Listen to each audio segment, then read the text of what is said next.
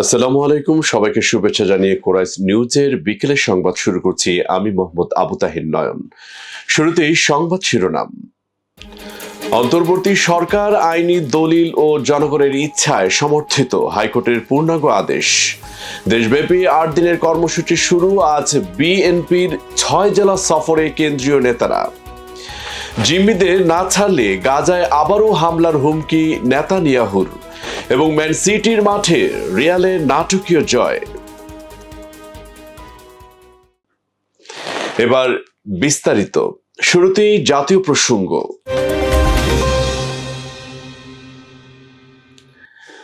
আজ থেকে শুরু হচ্ছে বিএনপির সমাবেশ কর্মসূচি। 6 জেলার সমাবেশের মধ্য দিয়ে শুরু 64 জেলায় 8 দিনের কর্মসূচি শুরু হবে। বিএনপির মতে প্রধান উপদেষ্টার আশ্বাসে নির্বাচনের যে পথরেখা দেখা গেছে, দ্রুত রোডম্যাপ ঘোষণা করা হলে তা আরো পরিষ্কার হবে। একই সঙ্গে সব ধরনের সংকট কেটে গিয়ে নির্বাচন নিয়ে শঙ্কা দূর হবে। প্রথম দিন বুধবার বিকেলে খুলনা, লালমনিরহাট, সিরাজগঞ্জ, ব্রাহ্মণবাড়িয়া, সুনামগঞ্জ ও পটুয়াখালীতে বিএনপির সমাবেশ হবে। বিএনপির দপ্তর জানিয়েছে, প্রতিটি জেলায় কেন্দ্রীয় নেতাদের সাথে স্থানীয় নেতৃবৃন্দ উপস্থিত থাকবেন। দ্রুত নির্বাচনের রোডম্যাপ ঘোষণার পাশাপাশি দ্রব্যমূল্য সহনীয় রাখা সহ নানা দাবিতে সারা দেশে এই সমাবেশ করবে বিএনপি। 12 থেকে 25 ফেব্রুয়ারি পর্যন্ত 8 দিনের এসব সমাবেশ অনুষ্ঠিত হবে। এই লক্ষ্যে সমাবেশের পূর্ণাঙ্গ কর্মসূচি ঘোষণা করেছে বিএনপি। চলমান কর্মসূচি ও 31 দফা নিয়ে বেশ সোচ্চার বিএনপি। কর্মী সম্মেলন ও 31 দফা বাস্তবায়নের বিএনপি কর্মশালা নিয়মিত আয়োজন করে যাচ্ছে দলটি। তবে দলের নেতাকর্মীরা কি ভাবছেন, এই নিয়ে নগরবাসীর ভাবনায় দেখুন আমার করা বিশেষ একটি প্রতিবেদনে। দর্শক, স্বাগত জানাচ্ছি কোরাইশ নিউজে, সাথে আছি আমি মোহাম্মদ আবু তাহির নয়ন। বাংলাদেশের সবচেয়ে বৃহৎ দল বিএনপি ইতিমধ্যে বেশ কিছু কর্মসূচি তারা দিয়েছেন। বিশেষত 31 দফা নিয়ে সারা দেশে আলোড়ন সৃষ্টি করেছে। দেশবাসী এবং নেতাকর্মীরা কোরাইশ নিউজে কে কি বলছেন, চলুন আমরা তাদের সাথে এ ব্যাপারে কথা বলি। বিসমিল্লাহির রহমানির রহিম। আমি আহমেদ তানভীর, বাংলাদেশ জাতীয়তাবাদী ওলামা দলের কেন্দ্রীয় আহ্বায়ক কমিটির সদস্য এবং প্রচারের দায়িত্বে আছি। আজকে 31 দফা কর্মসূচি বাস্তবায়নের লক্ষ্যে আমাদের নেতা জনক তায়েব রহমান সাহেব যেভাবে দিক নির্দেশনা দিয়েছেন, সেভাবে দেশের প্রতিটা গ্রামে ইউনিয়নে কর্মসূচি চলছে। কর্মসূচি হিসাবে বলতে হচ্ছে যে একজন কৃষককে যেভাবে এই কর্মসূচির সুফল বুঝাইতে হবে সেভাবে বোঝানো হচ্ছে, একজন রিকশাওয়ালাকে যেভাবে বুঝাতে হবে সেভাবে বোঝানো হচ্ছে। তদুপরি একজন মসজিদের নামাজি মুসলমান ব্যক্তিকে যেভাবে বোঝানো দরকার, একজন আলেম সমাজের ইমাম সাহেব বা একজন নামাজি ব্যক্তি তার পাশে যে তার ভাষায় সেভাবে বোঝানো হচ্ছে। এভাবে আমাদেরকে প্রাথমিকভাবে প্রশিক্ষণ দেওয়া হয়েছিল। এই প্রশিক্ষণের ভিত্তিতেই আমরা মাঠে, গ্রামে গঞ্জে সব জায়গায় আমরা আমাদের সেই 31 দফা কর্মসূচি বাস্তবায়নের লক্ষ্যে মাঠে নেমেছি। ইনশাআল্লাহ জনগণ স্বতঃস্ফূর্তভাবে সেই কর্মসূচিকে সাধুবাদ জানাচ্ছে আমাদের। আসলে আপনারা জানেন যে দীর্ঘ 17 বছরের যে আমাদের যে ইচ্ছা বা আমাদের যে আন্দোলন, দেশের মানুষের পক্ষে কথা বলার যে বহিঃপ্রকাশের যে আমরা যে প্রসেসিং গুলা করে এসেছি, তারই ধারাবাহিকতায় আজকে ফ্যাসিস্ট হাসিনা বিদায় হয়েছে, এবং শুধু হাসিনা নয়, হাসিনার সাথে পুরো পার্লামেন্ট সহ বিদায় হয়েছে। আপনারা একটু যদি ফলো করেন দেখবেন বাংলাদেশের ইতিহাসে এর আগে এমন কোন লিডার এসেছে কিনা আপনারাই ভালো জানবেন, যে আমাদের নেতা তারেক রহমান, তার বক্তব্যে কোথাও হিংসাত্মক কোনো কিছু পাওয়া যায় নাই। অবশ্যই ইনশাআল্লাহুল আজিজ আমরা 31 দফা কর্মসূচির সাথে আছি। তারেক রহমানের একটা যুগান্তকারী কর্মসূচি এবং বাংলাদেশের জনগণ এর সাথে সহমত, এবং ইনশাআল্লাহ আগামী বাংলাদেশ বিনির্মাণে এটা ওরই কাজে দিবে ইনশাআল্লাহ, আশা প্রকাশ করছি ইনশাআল্লাহুল আজিজ। বিএনপির ভারপ্রাপ্ত চেয়ারম্যান জনাব তারেক রহমান যে 31 দফা ঘোষণা করেছেন, সেটি শুধু ওনার একক বক্তব্য না, এটা সকলকে নিয়ে উনি এটা ঘোষণা করেছেন, এবং কি দেশবাসীও উৎসাহ ওনার যে 31 দফা বাস্তবায়নের যে লক্ষ্য দিয়েছে, সবাই ঐক্যবদ্ধ হয়ে সমগ্র দলমত নির্বিশেষে এই 31 দফা বাস্তবায়নের জন্য সর্বোচ্চ চেষ্টা করে যাচ্ছে। জনগণের জন্য এটা একটা খুবই কার্যকরী কর্মসূচি। হ্যাঁ, এটা সাধারণ 18 কোটি মানুষের জন্য, সবার জন্য সব শ্রেণীর মানুষের জন্য এটা কল্যাণমূলক কাজ করবে আমি আশা করি। আমাদের দ্রুত নির্বাচন আমরা চাই। আমরা এই দেশবাসীকে এই আমাদের রোড ম্যাপে আমাদের চলার গতিতে সবাই আমরা সুস্বাদু এবং ইনশাআল্লাহ খুশি আমরা। বিএনপির কর্মসূচি সহ বিএনপির 31 দফা ইতিমধ্যে দেশবাসী স্বাগত জানিয়েছে। নেতাকর্মীরা এই 31 দফা পেয়ে উজ্জীবিত। তারা বলছেন এই 31 দফা বাংলাদেশের সাধারণ মানুষের ভাগ্যের পরিবর্তন করতে পারে। আবু তাহের নয়ন, কোরাস নিউজ, ঢাকা। ডক্টর ইউনূসের নেতৃত্বাধীন অন্তর্বর্তী সরকার আইনি দলিল দিয়ে সমর্থিত ও বাংলাদেশের জনগণের ইচ্ছা দ্বারা গঠিত বলে পর্যবেক্ষণ দিয়েছেন হাইকোর্ট।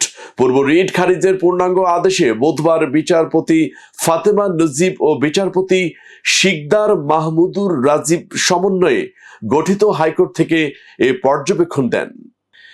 এর আগে অন্তর্বর্তী সরকার গঠন ও শপথ বিষয়ে সুপ্রিম কোর্টের কাছে পাঠানো রেফারেন্স ও মতামতের প্রক্রিয়া চ্যালেঞ্জ করে রিট করেন সুপ্রিম কোর্টের আইনজীবী মহসিন রশিদ। শুনানি নিয়ে বিচারপতি ফাতেমা নজিব ও বিচারপতি শিকদার মাহমুদুর রাজীবের সমন্বয়ে গঠিত হাইকোর্ট বেঞ্চ গত 13 জানুয়ারি রিটটি সরাসরি খারিজ করে আদেশ দেন। রিট খারিজ করে হাইকোর্টের দেওয়া পূর্ণাঙ্গ আদেশটি বুধবার প্রকাশিত হয়। এবার জেলার সংবাদ।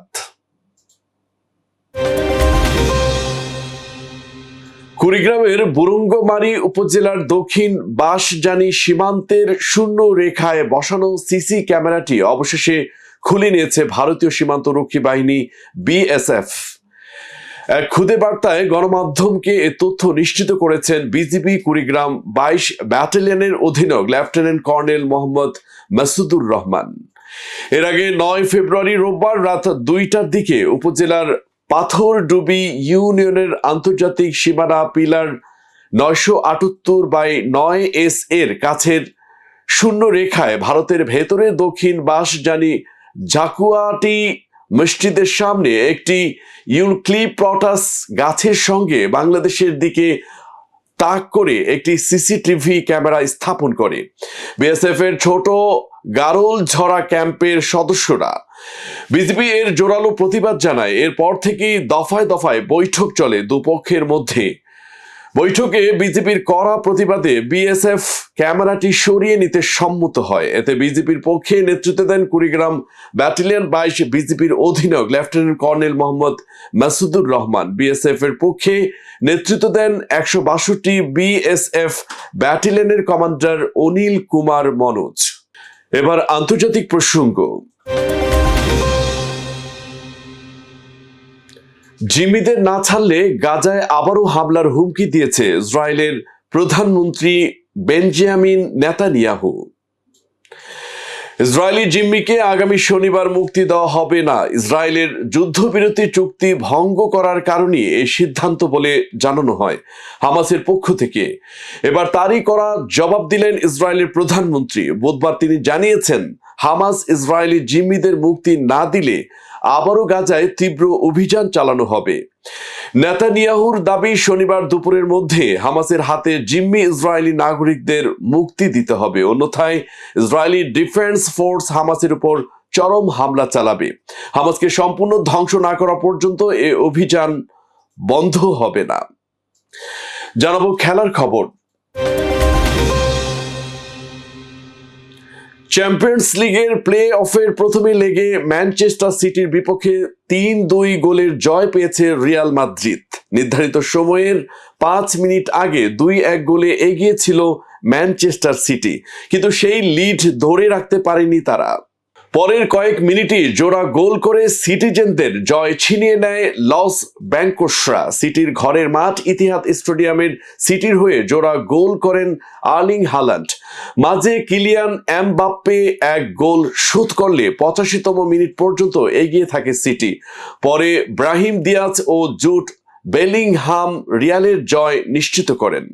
ফিরতে লেগ আগামী 19 ফেব্রুয়ারি সান্তিয়াগো বার্নাব্যুতে। সংবাদ শেষ করব বিনোদন অঙ্গনের খবর দিয়ে।